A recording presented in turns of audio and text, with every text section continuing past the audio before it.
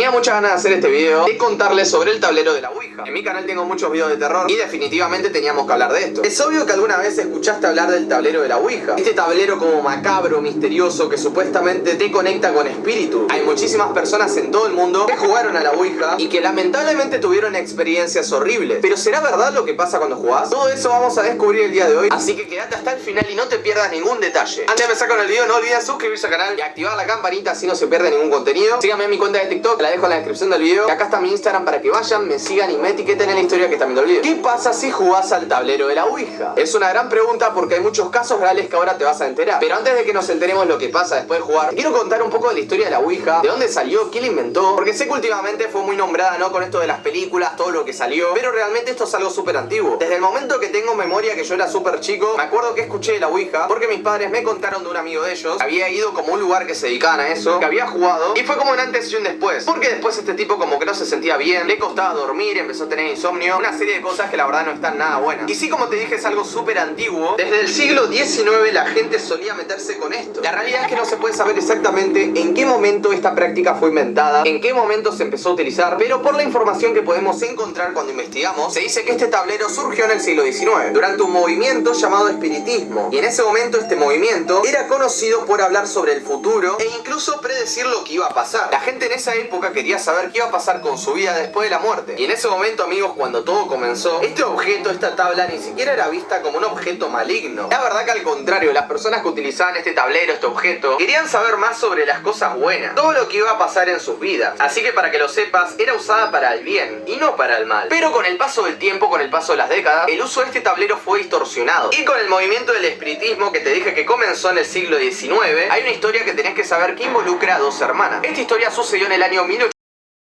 en Nueva York, donde dos hermanas que vivían juntas comenzaron a escuchar muchos ruidos extraños en su casa. Estas hermanas no paraban de sentirse perseguidas, todo el tiempo observadas, y sin parar de escuchar estos sonidos. Lo peor es que no solamente en la casa donde ellas vivían, sino que en todos los lugares donde ellas visitaban. Así que comenzaron a creer que estaban siendo perseguidas por algún tipo de espíritu, porque en cualquier lugar donde ellas estaban, ese sonido las perseguía. Y por esta situación, intentando entender un poco más qué estaba sucediendo, estas hermanas crearon el movimiento de espiritismo. Y así como comenzó este movimiento de intentar comunicarse con los espíritus, rápidamente se llenó de gente que quería hacer lo mismo, de seguidores, de personas que querían participar. Así que comenzaron a desarrollar sus propias técnicas para comunicarse de alguna manera. Y en ese momento no existía el tablero de la Ouija. Existían otros métodos, como por ejemplo la técnica llamada alfabeto. Y esta técnica funcionaba más o menos así. Las personas que estaban ahí sentadas alrededor de una mesa hablaban en voz alta varias letras. Por ejemplo, ¿no? Comenzaba A, B, C, D. Así, de esa manera tenían que ir nombrando letras, todo así en voz alta, hasta que en un momento el espíritu se manifestaba, eligiendo así las letras que estaban nombrando. De esa forma, en esa época se lograron comunicar con muchos espíritus. Y luego de un tiempo, estas personas que estaban muy metidas en el tema, que todo el tiempo hacían eso, lograron desarrollar otra técnica, la técnica de la escritura automática. Y así los espíritus supuestamente te iban a guiar en el papel.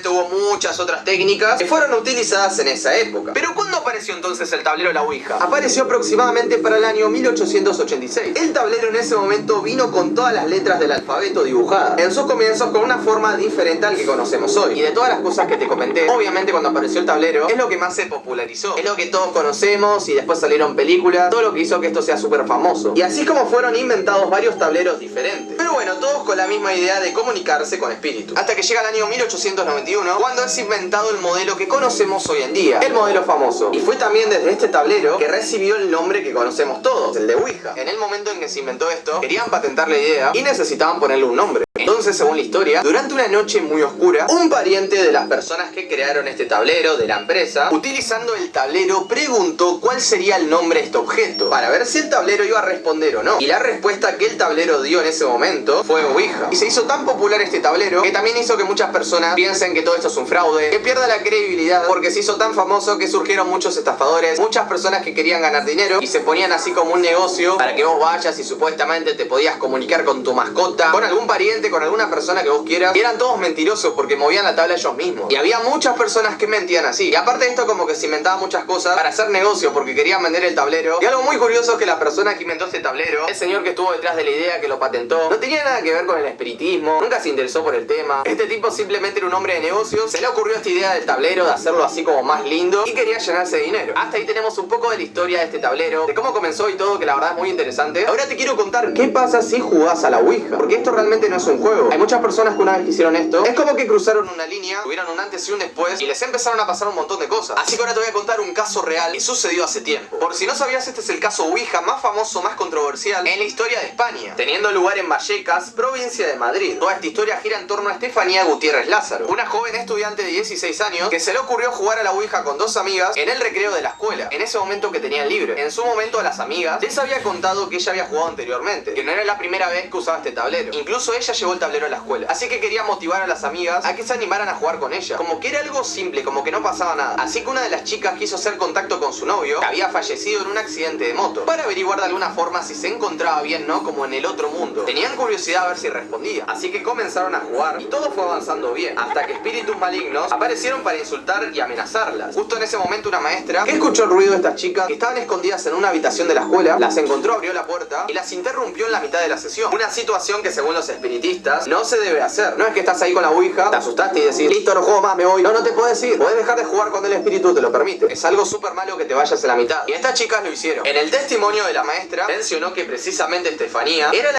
que decía estar en trance, mientras las otras dos compañeras solamente estaban asustadas. Además afirmó que el vaso que estaban utilizando para jugar a la Ouija, cuando ella las interrumpió, se rompió y como una especie de humo, algo oscuro de ese vaso, logró colocarse en la nariz de Estefanía, provocando en ella una reacción muy extraña. Después de esto, obviamente la maestra se contactó con los padres de Estefanía, le contó toda la situación, lo que habían hecho, y desde ese momento es cuando comenzaron a suceder muchas cosas en la casa de los Gutiérrez. Estefanía tenía cambios de comportamiento repentinos, aseguraba escuchar voces, afirmaba ver sombras en su habitación y sus sueños eran horribles. Tuvo un año de agonía, de pasarla mal. La condición de Estefanía estaba empeorando más y más, al punto de escuchar voces extrañas en su interior. Fue internada en urgencias, pero falleció el 14 de julio de 1991 de manera repentina. La familia afirma que después de la muerte de su hija, las cosas no se frenaron, sino que seguían empeorando. Seguían sintiendo presencias en su hogar y sentían energías que provenían del cuarto de Estefanía. Un año después del aniversario de su muerte, una fotografía de la chica se encendió en llamas. Una situación que hasta el día de hoy no tiene una explicación lógica. Este caso, amigos, que les conté es súper famoso. La verdad es que esto de la Ouija no es un simple juego. Si ustedes me preguntan, Lucas, ¿querés jugar a la Ouija? ¿Lo vas a hacer? Mi opinión es que no es buena idea, porque es como un antes y un después. Por más que se le diga jugar a la Ouija, no es un simple juego. Si se ponen a buscar, hay muchos casos de personas que hicieron esto y se arrepienten totalmente, porque les empezaron a pasar un montón de cosas. Y les recomiendo que ustedes tampoco lo hagan en sus casas. Los invito a comentar si les gustaría una parte 2, porque hay muchos casos de personas como el que les conté y que está documentado lo que les pasó después. Muchas gracias por darme gusto al video, por compartirlo, suscribirte al canal, activar la campanita. Acá les dejo mi Instagram, así que nos volveremos a ver la próxima. Cuídense, yo soy Lucas Castello, bye.